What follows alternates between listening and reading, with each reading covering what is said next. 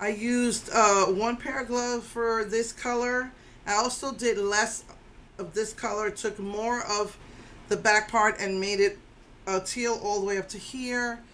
However, I mixed the teal and blue together. I mean, the blue and green together. I had a cobalt blue, which was a bright blue, with a midnight blue, and then or sapphire blue, I can't remember. And then I took the lime green and put it with the forest green. And I had mixed those two blues and two greens together when I was doing my hair before. And then I mixed them to get all together, all four colors together, hoping that I'm going to get a teal. This color is not exactly orange. It's a peach, which means it's going to have a little bit more red in it. You know, more like a coral. And this looks so dark. I was really not happy with how it came out.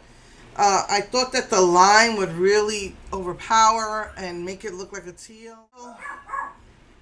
But it just looks like a really deep, dark blue.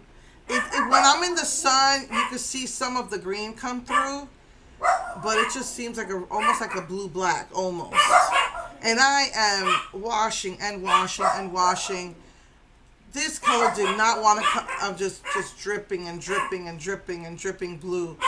I was 10 minutes. I was tired. I'm just like trying to get all this to come out.